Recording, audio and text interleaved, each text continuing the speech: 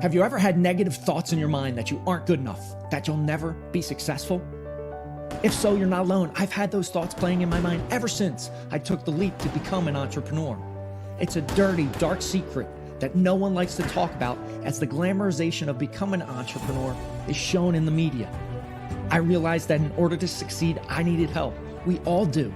So I decided to go all in on myself, spending thousands of hours in the trenches, reading, joining groups, listening to podcasts, hiring coaches to develop a bulletproof morning routine for success. Join me on my journey as together we build our morning fire to ignite our lives as entrepreneurs. My name is Jeff Wickersham, and this is the Morning Fire for Entrepreneurs podcast.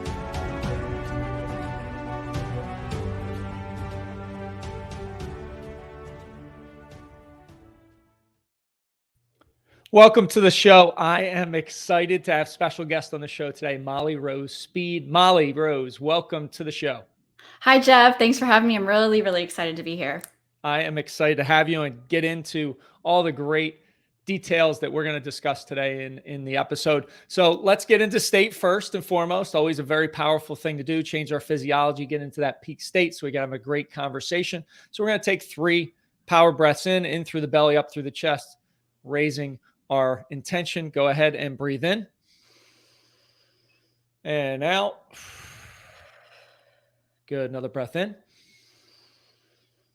and out. Final breath in and out. All right. Now we're going to amp the energy level up a little bit. I'm going to count down 3, 2, 1. We're going to yell boom at the top of our lungs in 3, 2, 1, and boom. Boom. Love Thank you. I love it. Thank you for playing along. So morning routine, habits, rituals, foundation for success. They are such a vital piece to achieving great things in your day when you start the day right. So Molly Rose, what's one or two things you do to start your day every day that really sets you down that path towards success? Yes. So on a daily basis, and I actually just validated this reading a book last week, I get outside. So I'm lucky enough to have a beautiful dog. He's on a pillow over there that you can see in the background here if you're watching this on video. So we go outside, we throw the ball, I drink my coffee and just get in the sunlight. And then when a little bit more time allows, I'm a huge fan of the infrared sauna routine. I can't go on enough about what that does for your body and detoxing, and then hopping in a cold shower just gets you alert and awake and started on your day in a really amazing way. So those are my 2 tactics. And it's been a game changer. When did you start adopting those couple things to your routine? So intentionally, the going outside happened when I got my dog 2 years ago, and I didn't understand how valuable that was. Before that, I would rush to my computer and get into client work as fast as I possibly could, and it just by 3:00, you're brain dead without taking that time for yourself. And then we got a sauna in our garage about 3.5 years ago, and so both my husband and I, we fight over who gets in there first. And that's just been a regular thing that we've been doing. And again, just totally amplifying the way your body feels every day. I had no idea that it would do that. That's awesome. I love it. And I love getting out into nature, right? Just getting out, connecting with the universe a little bit, taking time for yourself. So vital. So many times people let the world dictate what is happening. They jump into work right away. They're not preparing themselves. So kudos to you for getting the dog, getting the infrared sauna, and now enjoying and loving it. So if you would, for the audience, tell us a little bit about your background as an entrepreneur, your business. And I know we're going to dive into the power of a virtual assistant, as well as moving your inbox to zero, that it can be a reality. I know that's a hot topic. So share a little bit about your entrepreneurial journey. Yeah. So about 10 years ago, I was in corporate finance, and I was that person that drove to work crying 50 minutes one way and cried her way home, because I realized that life was way more than that, the sitting from the 9 to 5. And I knew I could grow faster and have a bigger impact on others and my own life. So I quit cold turkey, and I learned that you could serve entrepreneurs with skill sets that you already have. So I was serving mostly public speakers back then, and I started as a entry-level virtual assistant. And from there, it grew into a plethora of skill sets that I now am able to offer and teach to virtual assistants of my own community and those that follow me. And it's been an amazing journey. The big clincher of me shifting to this career was I was a military spouse and we would move all the time, or had the opportunity to move all the time. We actually never did, which was kind of a funny, ironic thing. And the community that I've created around me of military spouses being able to have this work remote, really rewarding position serving entrepreneurs. Several of you probably listening might have virtual assistants. And it's just been an amazing journey and something that I've really enjoyed. So we have a training academy, and now we place virtual assistants. That's awesome. What a great story of, hey, you having the courage to make the change that, hey, this, you didn't want to go on anymore. If you're crying on the way to work, crying on the way home from work, that's so powerful. And then getting in, learning, and then building a business from it. So that's amazing. Absolutely. It Yes. really has been. So let's talk about virtual assistants. So I myself have had a virtual assistant for a little over a year. I have one of the guys in one of my masterminds. He got one and it was a game changer. So talk to a little bit the power of having a virtual assistant, as well as what does your organization do to skill them, get them ready to go, and then place them with someone that needs one. Yeah. So I like to share this, that when we all started our businesses, we started it for a reason, right? We had a passion, or we had the service that we wanted to do, or a coaching program. But what we didn't realize was we have to wear all these hats. We have to do marketing and bookkeeping and customer support and manage our inbox and book our travel and social media and everything under the sun that it takes these days to run an online business. And we end up hating our jobs. We create these jobs for ourselves that we don't actually want to do, and we're the ones that hired ourselves. So that's where a virtual assistant can come in and really support and change you and your business. So no longer are you doing the things that you don't or should not be doing. You're outsourcing them to an expert, someone that's type A, linear, handles all the details, so you can stay in what we all call your zone of genius. And the real reason why you started your business, or development, or customer, where you're actually client facing, where you're supposed to be in your business, if that's how you're structured. So my company has a training and certification program for virtual assistants. So from the ground up, everything I wish I would have known and more, of all the research I've done and interviewing I've done with entrepreneurs and what they need in a VA, and from the virtual assistant perspective on what they're missing when they go and do this on their own. And then once they're certified, we onboard them, really, really take the intentional time to get to know them, their personalities, their strengths, what they enjoy doing, what they don't enjoy doing, so that we can ensure a really good placement match for the powerhouse entrepreneurs that work with us, and needing that person that can hit the ground running from the beginning. Love it. So if I am a solopreneur right now and I'm listening to this, watching this live, listening to this on replay, what would be one or two things that would be low-hanging fruit to get off of their plate, right? Because some people, to your point, they get into the business, it's like drinking through a fire hose, and all of a sudden they've got all these different balls they're trying to keep in the air. And many times people put up, I'm just going to do it myself because I do it the best. So what are a couple things that would be great pieces to offload to a virtual assistant?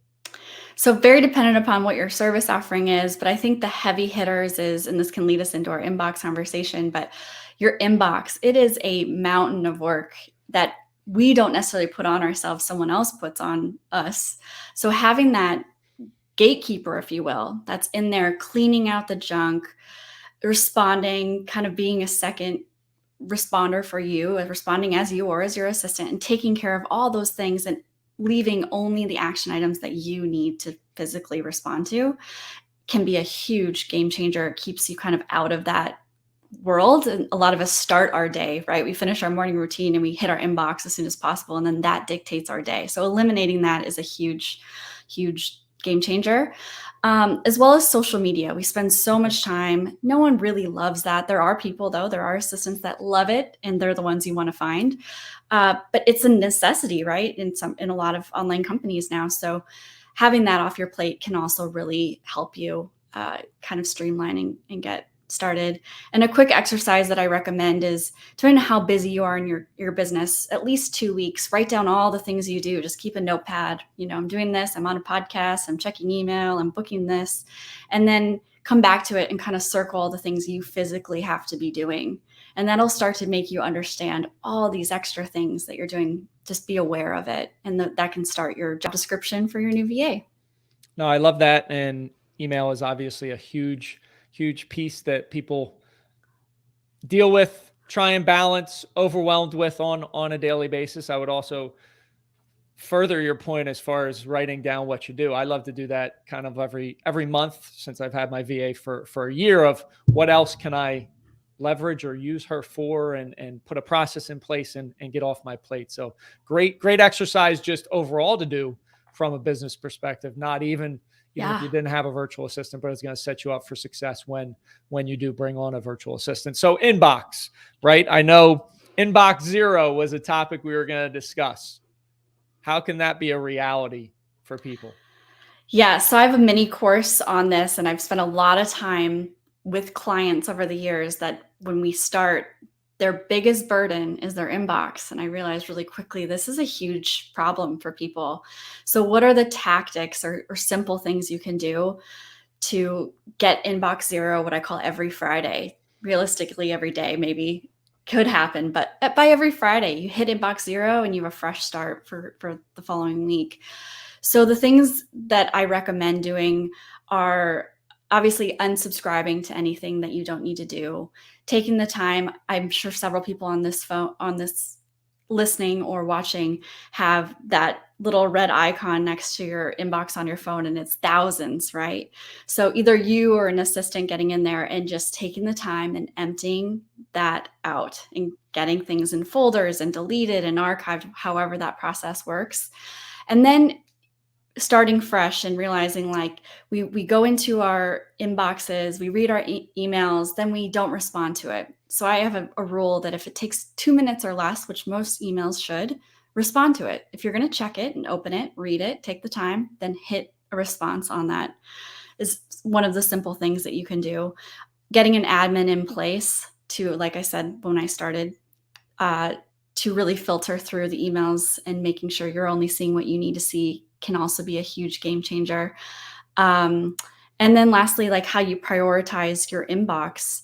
There's functions in Google where not everything comes into the same inbox, and you can have things come into folders that need to be addressed, and organizing and taking a look at that, whether it's Outlook or Gmail, they can both handle that.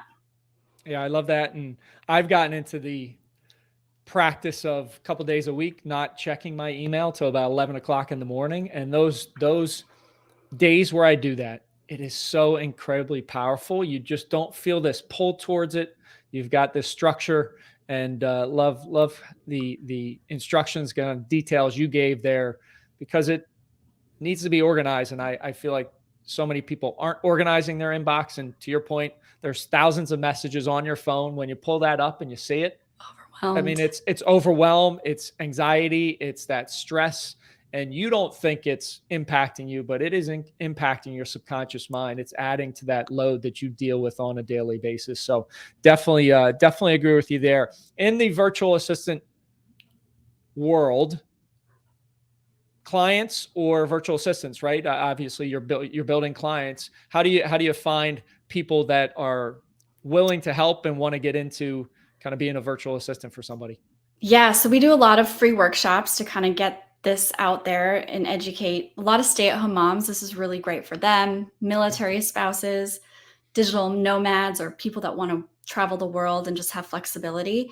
We're currently going to military bases and speaking to spouses about the opportunity. It really is for those of you looking for a 100% flexible career that's really rewarding and financially rewarding.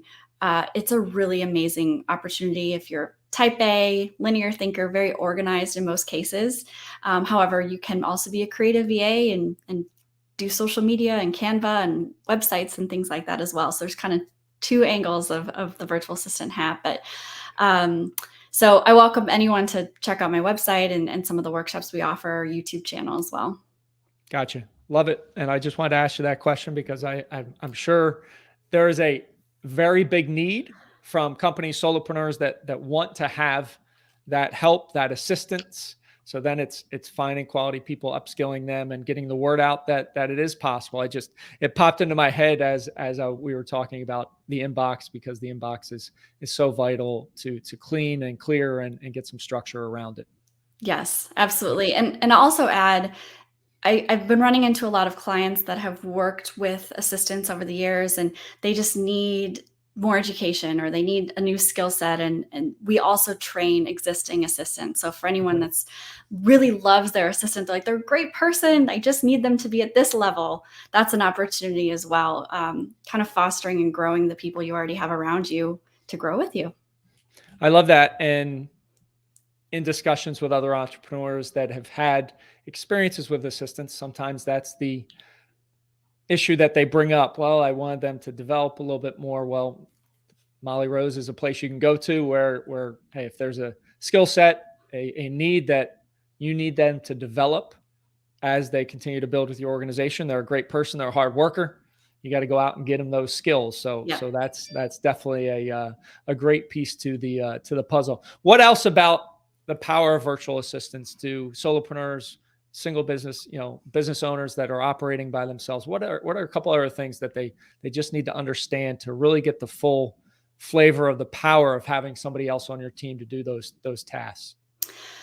I think a lot of entrepreneurs are kind of scared right at first. It's a financial investment, but it's also the time. We hear a lot, oh, it's going to take me 30 minutes to explain it. I'm just going to do it myself. I'm just going to do it myself. So just recognizing that's 30 minutes every single time this task comes up, that if you just took the time to teach someone or onboard a virtual assistant into the specific thing that you need, you just dip your toe in the water and you will never come back from it. So I just can't echo enough the power that they have in an entrepreneur's business and the necessity.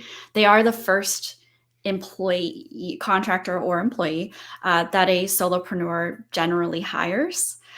So kind of finding that person that can serve as your right hand and take on 5 different tasks is a great place to start, as opposed to, I just need a social media virtual assistant, or I just need a website developer. Kind of finding that person that can come in and do a lot of things if you're just getting started is a good place to start.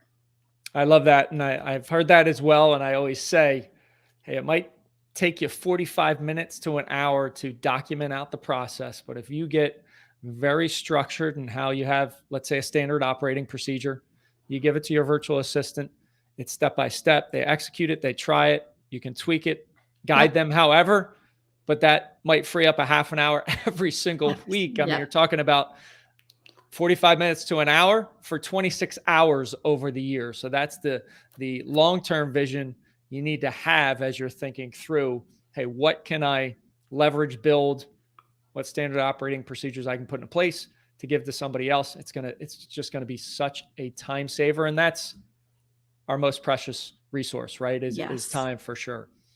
And one more thing to add, I think the standard operating procedure written is overwhelming for a lot of people. Some people, that's their jam and that's what they certainly want to do. But now we have things like Loom, which do screen recording, or even Zoom, and so you can just start the process for yourself over the next couple of months and start recording these things that you don't necessarily want to be doing. And you'll have a total training deck ready to go for someone to step into while you're already getting your work done.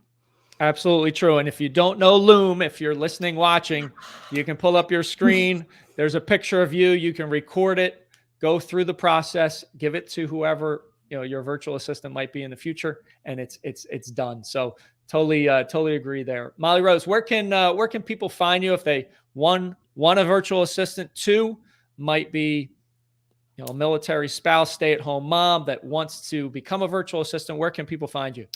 So if you're looking to hire a virtual assistant, virtualassistantmanagement.com is our website. To become a virtual assistant, virtualassistantacademy.com. If you go to either, you can find us. And I'm Molly Rose Speed on all channels and my own website. Awesome. Thank you so much for being on the show. Thanks, Jeff. This was a blast. I appreciate it. Have an amazing day, everybody. Rise, fight, love, repeat. Get after it. And I'll talk to you soon.